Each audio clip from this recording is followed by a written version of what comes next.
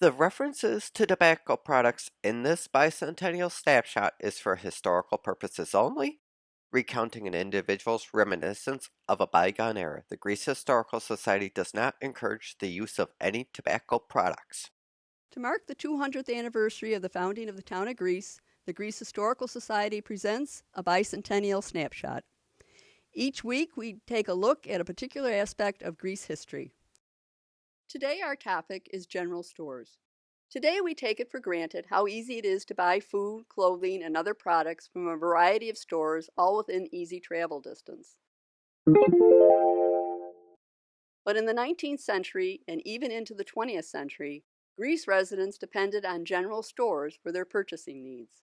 Traveling to the town center in Charlotte was a time-consuming trip. A trotting horse can travel 5 miles an hour. As an example, traveling at that speed, it would take 2 hours to make a one-way trip from Ridge Road to Ladder Road, a distance of 9.5 miles. That's a 4-hour round trip. General stores such as Anderson's at Ridge Road and Mitchell Road, or Walker Road as it was once called, were established at intersections where there were small enclaves of residents amid the surrounding farmland. This store on Ladder Road at North Greece Road is a merchandising landmark in the town of Greece. And as you learn about Phelps General Store, we'll be showing you photos of the building over the years. Henry C. Phelps, born in 1838, followed in his father Alfred's footsteps as a dry goods and groceries merchant. The store also was the post office, and Henry served twice as postmaster, in 1880 and 1897. The store was a community gathering place. One Greece resident interviewed during the town's sesquicentennial in 1972 said that there were counters with stools on each side of the store. Interspersed between the stools were brass spittoons. Tobacco was an important commodity. He recalled, "It seemed almost every evening the men folk were always in there after working hours, sometimes knee-deep, trying their luck to see who could tell the biggest lie. I wasn't allowed in there when the men folk were congregating because my parents didn't like the language they used." Phelps tried to supply his customers with everything they might need.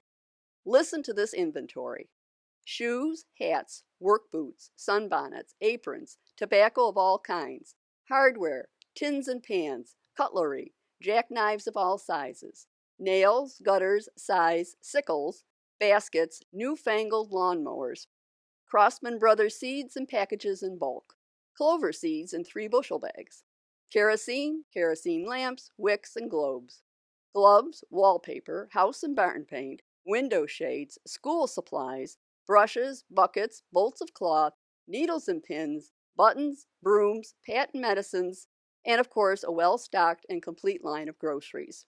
And as a functioning post office, stamps and money orders.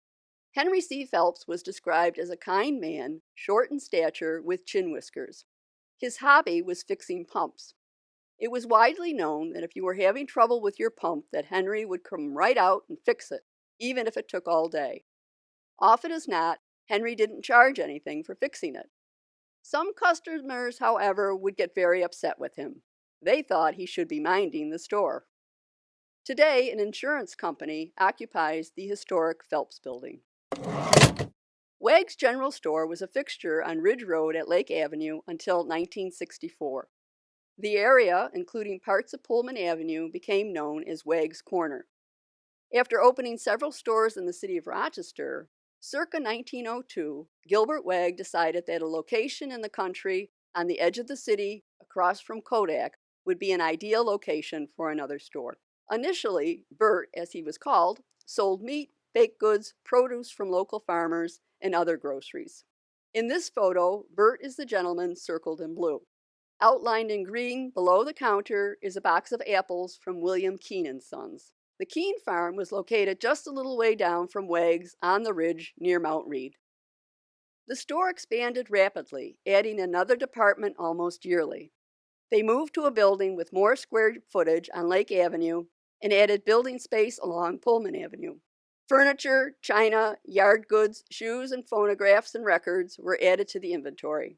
As business flourished, as many as 28 people were employed there. Bert's sister Grace, shown at the adding machine in the center of this photo, was as an astute entrepreneur as her brother, and after his death in 1944, she continued to run the store. By 1964, it was clear they couldn't compete with newer, more modern stores on the ridge. The building was torn down in 1988. Thanks for joining us this week. Next week, we take a look at the Erie Canal. This is Maureen Whalen, inviting you to join us next Tuesday for another Bicentennial Snapshot presented by the Greece Historical Society.